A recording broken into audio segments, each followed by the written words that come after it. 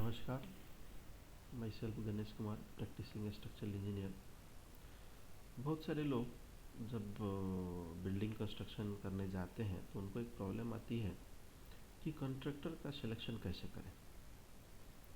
उनके पास बहुत सारे ऑप्शन होते हैं, बहुत सारे कॉन्ट्रैक्टर के, कि मैं रूफ मेजरमेंट बेसिस पर स्क्वायर फीट इतना लूँगा। कोई बोलते हैं 250 रुपये, कोई 200, कोई 180, कोई 300।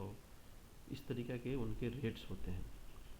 तो उस केस में एक नॉर्मल आदमी के लिए बहुत प्रॉब्लम हो जाता है कि कैसे मैं कॉन्ट्रैक्टर का सिलेक्शन करूं। एक्चुअली कॉन्ट्रैक्टर सिलेक्शन का जो प्रोसेस है, तरीका है, ये है कि आपके पास प्रॉपर आर्किटेक्चरल ड्राइंग, आपकी जो फंक्शनल रिक्वायरमेंट है उसके अकॉर्डिंग आपका आर्किटेक्चरल ड्राइंग्स होने चाहिए। फिर उसके स्ट्रक्चरल डिटेल्स होने चाहिए। स्ट्रक्चरल डिटेल्स मीन्स कि आपके फुटिंग के साइजेस क्या होंगे, कॉलम के साइजेस क्या होंगे, और फिर जो रेनफोर्समेंट लगेंगे उसके डिटेल्स सारे क्या है। मीन्स पूरे स्ट्रक्चरल डिटेल्स बिल्डिंग का होना चाहिए। जब आप ये दोनों ड्राइंग्स, आर्किटेक्चरल ड्राइंग्स और स्ट्रक्चरल ड्राइंग्स ले करके आप किसी कॉन्ट्रैक्टर को देंगे तो वो कॉन्ट्रैक्टर अपने स्कोप समझ जाएगा कि मुझे इस बिल्डिंग में कंस्ट्रक्शन करने के लिए मुझे क्या क्या करना पड़ेगा। जैसे कि उसके पास जो फर्मे हैं, वो फर्मा, वो क्या पुराने वाले फर्मा उस बिल्डिंग में जो साइजेस अभी दिए हुए हैं, जो डिटेल्स दिए हुए हैं, उससे चल जाएगा या उसको फिर नए बनाने पड़ेंगे। तो वो क्या है कि ये दोनों ड्राइंग्स, आर्किटेक्चरल और स्ट्रक्चरल ड्राइंग होने से वो इसके बेसिस पे वो अपना रेट्स देते हैं। तो ये डेफिनेटली ये जो रेट्स होते हैं वो मार्केट से अलग होते हैं। थोड़े से रेट ज़्यादा भी हो सकते हैं, कम भी हो सकते हैं, लेकिन कॉन्ट्रैक्टर अपना स्कोप समझ जाता है। सेकंड, कभी कभी ऐसा होता है कि हमारे पास स्ट्रक्चरल डिटेल्स नहीं होते हैं, केवल बिल्डिंग के प्लान होते हैं और नक्शे होते हैं। अब उसमें क्या है कि फुटिंग साइजेस नहीं होते हैं, कॉलम के साइजेस नहीं होते हैं, डिटेल्स नहीं होते हैं, रूफ के डिटेल्स, बीम के डिटेल्स, कुछ भी स्ट्रक्चरल डिटेल्स नहीं होता है। उस केस में क्या होता है, कॉन्ट्रैक्टर क्या है कि फिर वो साइजेज और रेनफोर्समेंट डिटेल्स जो भी है उसको मिनिमाइज करने की कोशिश करते हैं। तो इसीलिए क्या हो जाता है उस केस में कि पर स्क्वायर फीट जो हम रेट देते हैं, तो अभी भी मार्केट में क्या होता है कि वो लोग अप टू 3 स्टोरी, जहाँ तक कि लोकल अथॉरिटी के रिलैक्सेशन है कि ये स्ट्रक्चरल डिटेल्स मैंडेटरी नहीं है।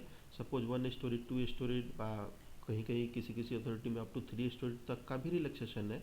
उस केस में उस लोकल डेवलपमेंट बा म्यूनिसिपल अथॉरिटी एरिया में क्या होते हैं कि फिर स्ट्रक्चरल डिटेल्स नहीं होने की वजह से जो लोकल जो वर्कर्स होते हैं, कॉन्ट्रैक्टर होते हैं, वो पर स्क्वायर फीट रेट देने में बहुत ही कंपटीशन करते हैं।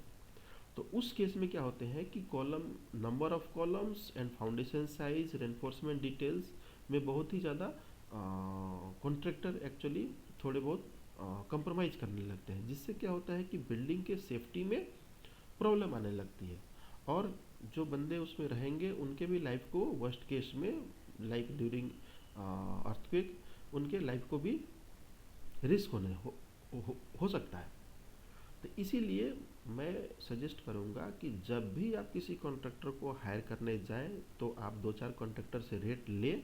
ठीक है, एक्सपीरियंस्ड कॉन्ट्रैक्टर से रेट ले, लेकिन जब तक आपके पास 2 ड्राइंग नहीं हो, specially architectural drawing and structural drawing, complete set, complete details, means foundation, column, beam, slab, मम्टी, पूरे आपके स्ट्रक्चरल डिटेल्स हो, आर्किटेक्चरल पूरे डिटेल्स हो, तो भी आप अपने जो आपके नियर बाई में जो कॉन्ट्रैक्टर हैं एक्सपीरियंस्ड, उनको आप ड्राइंग्स दे करके उनसे रेट लें, उनका क्रेडेंशियल देखें, उनका वर्क प्रोफाइल देखें, और फिर जो आपको अच्छे लगते हैं फिर उनको आप वर्क असाइन करें।